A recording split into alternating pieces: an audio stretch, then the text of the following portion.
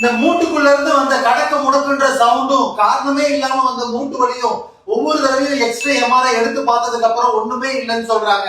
மனசே விட்டு போனாலும் பீரோவே நடந்து எம்ஆர்ஐ ஆனாலும் வலி மட்டும் போகாம அவதிப்படுறீங்களா? இதுதாங்க மெக்கானிக்கல் நீ பெயின் வாங்க பார்த்தோம். தொடை எலும்பும் கால் எலும்பும் சேர்ந்து உருவாக்கப்படுதுங்க. இது ரெண்டும் எலும்பு தான். இதை ஆப்ரேட் பண்றதே சுத்தி இருக்கிற மசில்ஸ் தான்.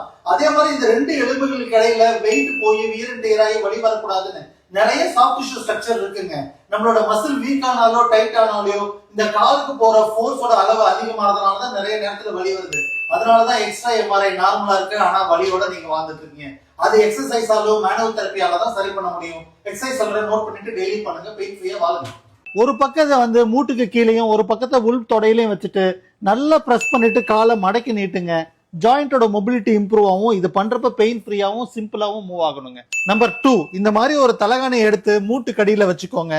அதுக்கப்புறம் பிரஸ் பண்ணி நல்லா விடுங்க. நம்பர் 3, இங்க இருக்கிற மூட்டு சிப்புக்கு பேர் தாங்க பெட்டலா. இதை உள்பக்கம் வெளிப்பக்கம் நல்லா மூவ் பண்ணுங்க. அப் அண்ட் டவுன் நல்லா மூவ் பண்ணுங்க. இதுதான் பெட்டலார் மொபிலைசேஷனுங்க. நம்பர் 4, இது மாதிரி பில்லோவை மடக்கி வச்சுக்கோங்க. லோவர் லெக் மட்டும் இது மாதிரி நல்லா மேல தூக்கி விடுங்க. இங்க இருக்க மசில்ஸ் எல்லாம் ஆக்டிவேட் ஆகும். நார்மலா படுத்துக்கோங்க. ஒரு காலை மடக்கிட்டு முட்டி மடக்காம காலை தூக்கிட்டு clock wise rotation, anti clock wise rotation, up and down, in and out. ஒரு நிமிஷத்துக்கு கண்டினியூஸா பண்ணுங்க.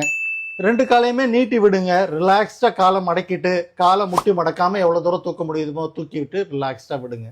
முட்டி மடக்காம காலை நல்லா மேல தூக்குங்க, உடம்பு மூவ் ஆகாம. அதே இடத்துல வச்சுட்டு clock wise rotation, anti clock wise rotation, front and back நல்ல மூவ்மெண்ட்டை கொடுங்க. உக்காந்துட்டு நல்ல கால்களை நீட்டி விடுங்க. நீட்டினதோட மட்டும் இல்லாம பாதத்தை நல்லா மூவ் பண்ணுங்க.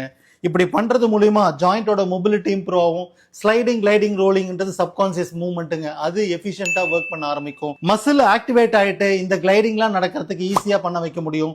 நீயோட ஸ்டெபிலிட்டி இம்ப்ரூவ் ஆகுங்க. அப்பதான் சவுண்டும் வராது, வலியும் குறையும்னு வச்சுக்கோங்களேன். இந்த மாதிரி பெயின் 95% ஆஃப் த பெயினுக்கு காரணங்க. இதுதான் மெக்கானிக்கல் நீ பெயின் சொல்லுவாங்க. அது மேனுவல் தெரப்பினாலையும் எக்ஸசைஸால மட்டும்தான் குறையும்.